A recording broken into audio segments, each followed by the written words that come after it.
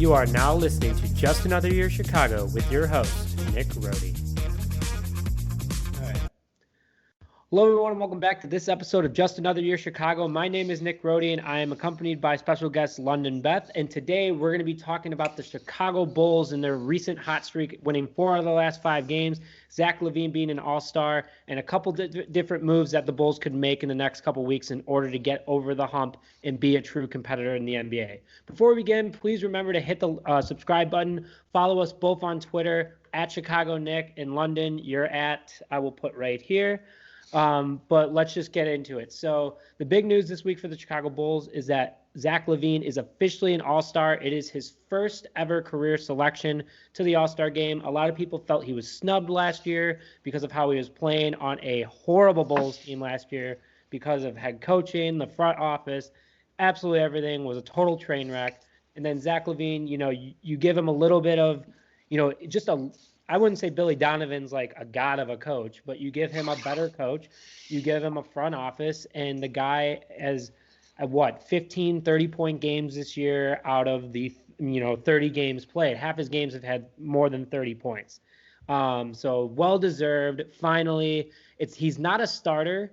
He will be a reserve player, and I have to agree with that because, there's a lot of stuff that Zach does that it's just like, okay, you're trying too hard. You're not a superstar. You're a good player that could accompany a superstar to put someone over the edge, and that's what Zach needs. Zach needs a superstar to come to Chicago because the Bulls would easily be above 500 if it wasn't for turnovers, missed shots, bad decisions. So, London, let's get your take on, did he deserve to be a starter? How do you feel about Zach? Let's hear it. So, hey, Nick, thanks for having me on again. Zach LaVine makes his first appearance. I was all over Twitter earlier. I was super excited. I know they did a Zoom video with his family and stuff like that. So that was really cool. I was watching some Chicago sports this morning and they were just all over it. But it was kind of a mixed bag, a lot on just Zach LaVine getting selected. I mean, should he be a reserve? Yes. I don't think he's a starter. I wouldn't put him in the, Steph Curry, LeBron James, people, Kawhi Leonard, like Kevin Durant. Those guys are on a different level than he is. And I think we all know that. I mean, he's averaging 28.6 points a game, 5.4 rebounds, 5.1 assists. I mean, he's having a really good year. Reserve is where he's at. Okay. I kind of somewhat compare him to like a year or two ago with Chris Middleton when he made the All-Star game as a reserve, where he was just kind of like, he had to do more because Giannis just wasn't there yet. And then the next year, Giannis is an MVP, and then 2 years running now, and Chris Middleton has kind of have taken somewhat a back seat. That's what I hope the Bulls do, is we go out and get somebody like Giannis or something, but not Giannis, but someone star-studded like him. But mixed signals. For me, I'm excited to finally have a Bull back there. It's been a little while for us that we've had an actual all-star. So that's nice to see. I know Zach's been there for the dunk contest, but I don't know. Aaron Gordon's there for the dunk contest. Whatever. You can jump really high. Cool. But a real quick take on this. With the all-star, a lot of people that I was seeing, and I'm going to actually just call this guy straight out. It was, he's verified. He's a blue check mark kind of person, Sylvie or something. And he went on this tangent and had a bunch of people in his comments talking about now's the time to trade him. Now's the time. His peak, Zach LaVine as the all-star, making it as a reserve, averaging all his points. This is his peak. Time to trade him, get a ton of picks. I don't like that. Why? And it's not. Why? Yeah, why yeah, and it's not because I don't agree with it. He is at his peak right now. He, at least his highest point that he's been in his career is right now. And yes, we could get more for him than we could have at the beginning of the year last year. I agree. But the problem is he's not very expensive. Okay. Are we going to get a super huge load from him from, a team like the Knicks maybe or something like that? No. We're not going to get 5 first rounders, some James Harden type stuff. And the other thing is this will attract an all-star to come here. You know what I mean? Yeah. He's him, Billy Donovan, a good young core. We actually have somewhere where an all-star might be like, next year, the year after that, where an all-star during free agency might be like, hey, maybe Chicago. Everybody loves to play here, but no big names want to come here. So kudos to Zach LaVine.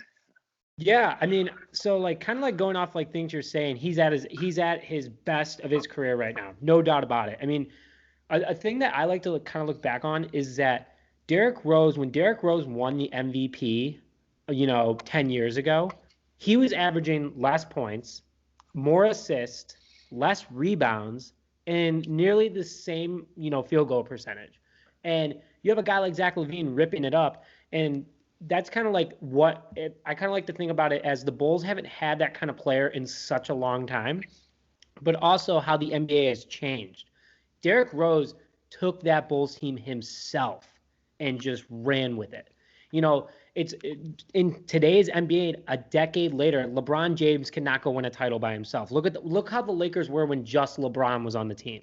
Now look at Zach. Zach needs help. Sure, you get big nights from Kobe White inconsistently. You get big nights from Thaddeus Young consistently, but they're role player big nights. Kind of like what you were saying, I like to look at Zach as Giannis, Thad as Chris Middleton, but 2 steps lower. You know what I'm saying? Like it's not going to get you a championship. You need someone like Kawhi Leonard to come in. You need someone. I would not want Paul George, by the way. Like absolutely do not need that locker room toxic behavior, because this Bulls team, like everyone likes each other. You see everyone like, shaking up and like whatever when they're on the court. There's just a better culture with the Bulls. And I think that Zach is the centerpiece for that. Even if a superstar comes, fans are going to be like, Zach's our guy. Zach is our absolute guy. And that's what would have happened if LeBron would have came when Derrick Rose was here. Derrick Rose still would have been the guy because he's from Chicago. He was here for the dark years, and he had the team on his back. Zach is always going to be like the Chicago guy until he goes to a different franchise, if he were to ever do it. And I don't think, like you were saying, we're going to get a lot for him. What we'd get a first. No doubt we would get a first and probably a second and then a role player. But he's so cheap. Zach's contract is like $17 million compared to Giannis, who makes, $41 million? It's absurd. I would not trade Zach for anything. He is going to cash in, though, in 2 years, no doubt. He's going to get a super max or a max contract.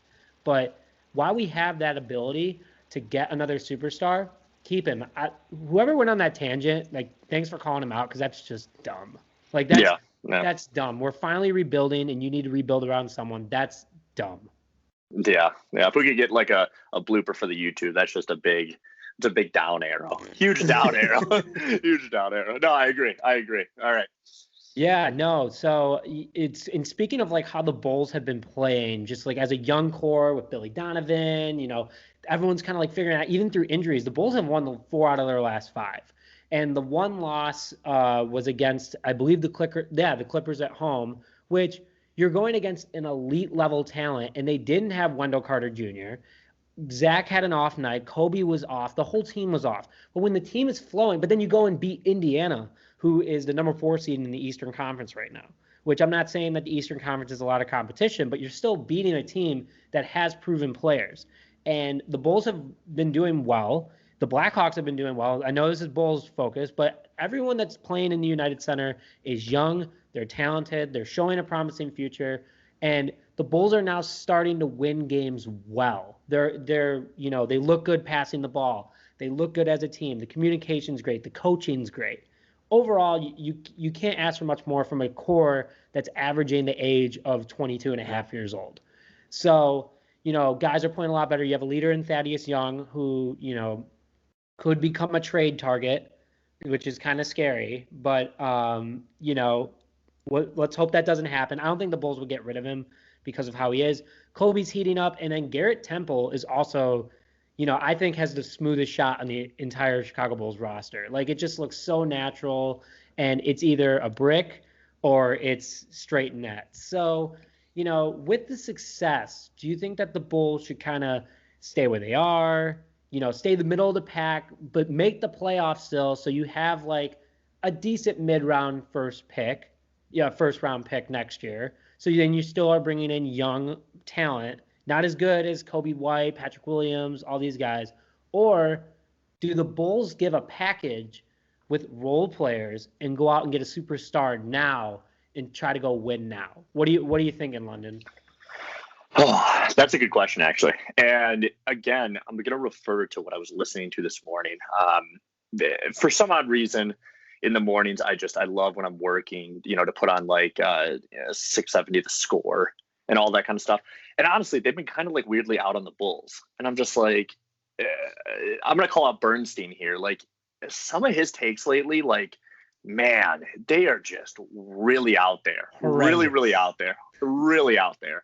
And I sometimes go into the Twitch chat and say some stuff, and then, I get attacked by all the, trolls and whatever, but whatever. So the biggest thing that I was looking at is if you look at the rest of their schedule for the rest of this year, okay, just how it breaks down. We don't, because the East, and especially the bottom of the East in our conference is so weak, we actually have a shot at this, like a decent playoff shot where we could get as far as, honestly, I mean, I think we're a better team than the Pacers. You know what I mean? And I think if we had Laurie, we would be a better team than the Pacers. And I think, in a 7-5 game series, we beat the Pacers. So if they're the fourth seed, so if they're the fourth seed right now, I'm saying that this season, our ceiling, because of how weak the East is, I would say the fourth seed is our ceiling right now. So the Bulls could be a home court advantage team, depending. The biggest thing that I would say is, do you switch up the chemistry right now, get rid of the role players, like you said, go out and get a superstar? I just don't think anybody's really available. I think a lot of trades were already made earlier in the year. I think the only ones that really would be available is when, a really good team starts to kind of fall apart. And it would be somebody like Paul George, but they're playing decently well, but he's been kind of injured this year. It would be somebody like, I don't know, maybe the Miami Heat continue to kind of like sputter and, you can maybe pull some guys off there, or the Rockets, Boogie Cousins just became available. Yeah, Boogie, but I don't really want Boogie in I don't really think Boogie fits our team. So maybe I would like Victor Oladipo, but Victor Oladipo honestly is a more expensive Zach LaVine. Yeah, you know what I mean? Who is also injured all the time. He's also injured all the time. Exactly. So I don't think right now, just how the other teams are looking, the players that would be available to trade away role players in that first round pick to go get, I don't really see anybody. You know what I mean? Like maybe Kyrie Irving, but they're playing really well. So like maybe that was like a month ago talk. But again, not somebody that I would want to have come into this.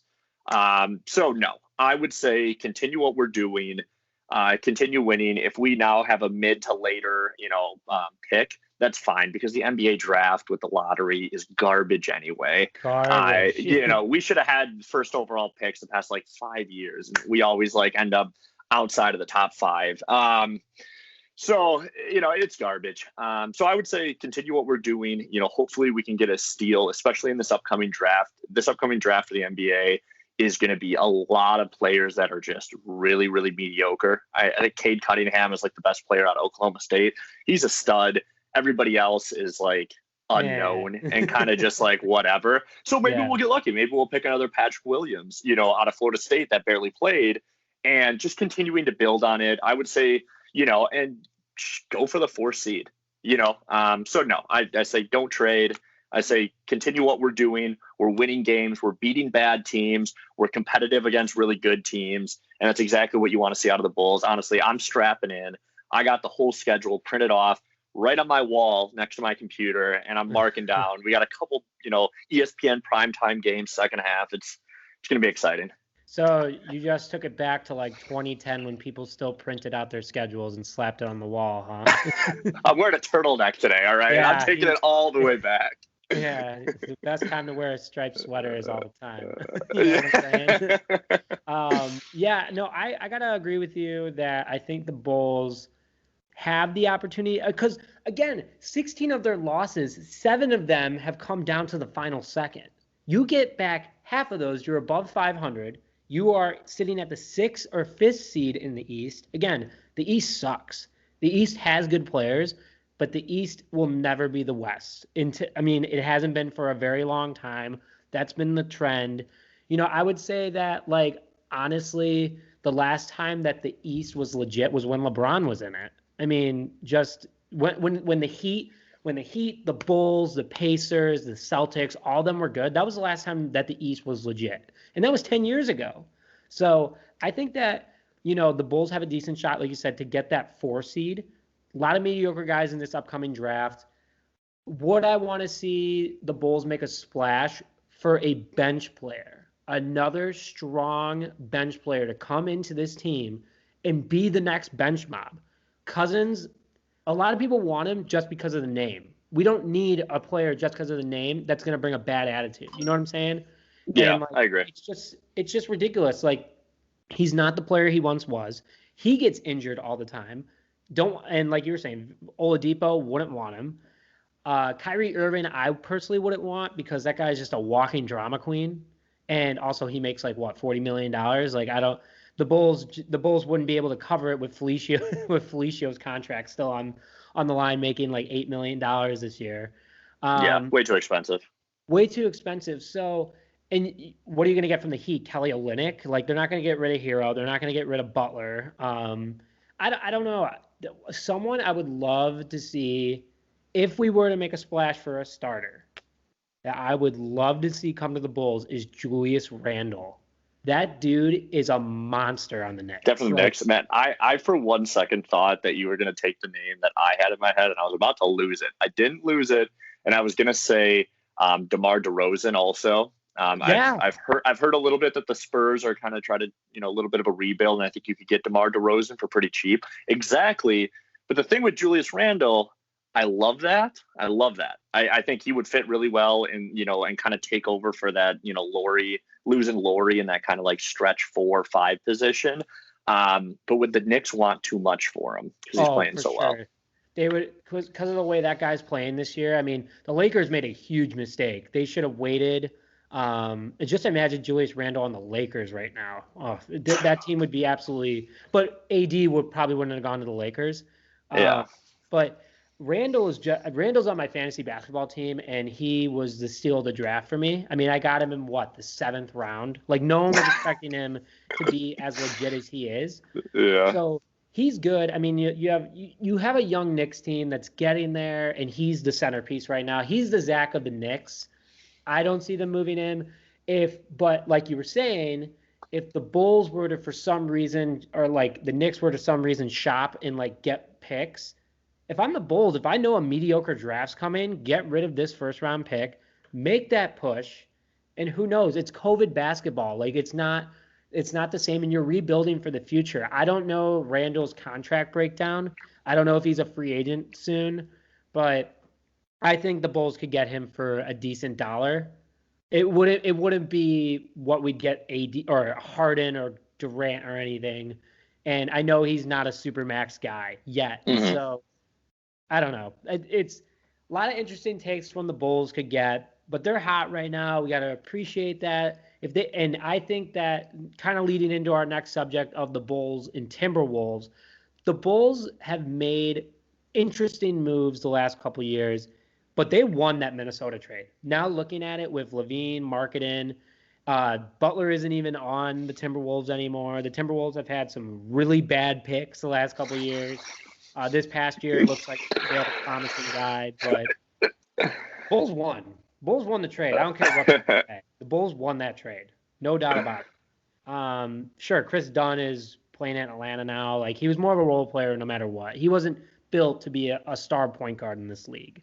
Chicago, weirdly enough, has a weird way of randomly winning big trades. Yes. We won the Zach LaVine trade. We won the Khalil Mack trade.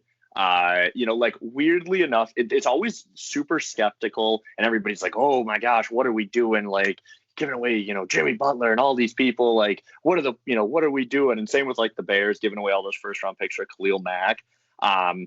But then, like, 3 years down the road, it's like, all right, who did the Raiders pick with those picks? One starter. And the rest of them, 2 of them aren't even on the team anymore. Jimmy Butler is not even at the Timberwolves. I mean, who did they draft with those picks? I can't even name them. Can't even name them. Couldn't tell you. Couldn't tell you. So, yeah, speaking of that, the Bulls take on the Timberwolves tonight, who are just absolutely bottom of the NBA. Unfortunately, because you got guys like Karl Anthony Towns on the team, or Karl Anthony Towns, I'm sorry. I don't know why I said teams. I have a buddy with the last name Teams. That was weird. Yeah, so the Timberwolves stink. Their young core is all right, but they stink. They're 7-25. Bulls are hot. They're not. I think that speaking of moving around players, why not Cat to Chicago? I mean, you can make him our center or put him at power forward, whatever you want. I mean, Wendell Carter Jr. at center is working, but I assume that they would want Carter in the trade. So, if we were to somehow get Cat, it would cost an arm and a leg because he's an elite player for the center position. He'd be able to keep up with Joel Embiid and all these other guys. But I think that Cat could be a great fit for the Bulls, and he loves Chicago. So, what are your thoughts on the game? I think the Bulls are going to win this, but I think they're going to win it. I don't want to say a score because whenever we think we're going to crush a team, the Bulls somehow keep it close, kind of like what they did with the Pistons. Let's hear your thoughts on the game. Let's hear your thought if the Bulls were to get Cat, and who would you trade in for Cat? Let's hear it. Yeah. So I do want to give a little shout out to you. I think for the 76ers game was our first prediction. And you said the 76ers, we can look at it. We're going to score around 108, 112 points, and they did. And we were going to be at the low hundreds. So we were pretty close there, actually. This game, Bulls are favored by 4.5. And what the Bulls have showed me, especially in the last couple games against the Pistons, the Knicks, the Rockets are really banged up. They're not a good team right now. Is we're beating bad teams, which is huge. It's huge for the Bulls. Beating the bad teams that you should win, or you should beat, and the games that you should win is phenomenal. Yeah. So, the Timberwolves are tough. Anthony Edwards from Georgia, it looks like a promising player. He's a little bit too of a high flyer for me. He's a good shooter, not a great shooter. They got Russell from Ohio State there, and he's just kind of I don't know, maybe he should have stayed in LA because he comes to the Timberwolves, and everybody who's been going to Minnesota lately just falls off the face of the earth. I don't know why. I don't know what's in the water there, but even if you're a Viking, you're just falling off the face of the earth. And that's tough. Those are some young players. I do love the Cat idea, though. I actually think I love the Cat idea more than Julius Randle. I know we brought up DeMar DeRozan because he's younger, he's bigger, he's elite. I know last night they played the Bucks, and they were only down by 2 points at halftime to the Bucks, and I was sitting there going, "Oh man, is this going to be an upset alert?" And at the end of the game, Giannis and Cat, had a little conversation and stuff, and it kind of got leaked on Twitter and stuff what they were talking about. And he was just saying, with the family issues that Cat's been having, Minnesota's kind of been a little bit of a sore in his side, to say the least. So I think a change of scenery, bringing him to the big city here in Chicago, in the Midwest, I think putting him with Zach and some actual good players would be awesome for his career. I think it would hopefully revitalize it. And he's played with LaVine. Yeah, and he's played with him. Yeah, he knows, and Billy Donovan knows how to make big guys good. Oh yeah. So who would we trade for him? Last part. Wendell Carter would have to be in there. First round pick would have to be in there. It would have to probably be I'd say 2 first round picks at least. Yeah, it would have to be 2 first round picks, and then probably Wendell Carter and Lowry. Yeah, possibly Lowry. Yeah, and I'd be okay with it, honestly. Take him. Take Wendell Carter, take Lowry. It's his last year in his contract. He might not even stay in Minnesota. Exactly. So I would love that trade. Would it? And also, Minnesota and Chicago, have been trading back and forth a little bit. So I think that's actually, you might be right there. We might look back on this video and be like, hey, Nick knew something. It was a turtleneck. But it was a turtleneck, yeah. and it was the just honest prediction of who knows what. I'm on the cat train now. Cat train all the way. All aboard. Get on the cat train to Chicago. I agree. I mean, big, like you said, big market team, big name guy who's playing in a super small market team that absolutely has no idea what they're doing with players. Mm-hmm. I mean, you had a pretty good squad up there, and you were less than 500 last year. Mm-hmm. That's like the Kings. That's like the Kings back in the early 2000s with Jason Williams, Chris Webber, Mike Bibby, and sure they went 60. I think it was like 62-20. They were good for 1 year, and that's what the Timberwolves did with Jimmy Butler, with Cat, who both didn't get along. Then they tried bringing in Russell. Like, I don't know, man. Like, Otto Porter. See you later. But would Minnesota see you later? Him? I don't know, but put him in there anyway. Just imagine putting Lauri Markkanen, Otto Porter Jr., 2 first-round picks, and Wendell Carter. You're getting rid of 2 giant contracts this offseason, and you're going to lose anyway. I would do that. If I'm Minnesota, I'm taking that call, and I'm considering it. I would consider it. I would maybe say throw in a second-round pick while you're at it. Like, a 2022 first, 2023 first, 2024 second to get a guy like Cat. I'd do it. Mm-hmm. You're getting rid of all your bad cap. And then you don't even have to worry about going to get that superstar this year. You just would have to make sure, hey, Zach, we're bringing in this guy.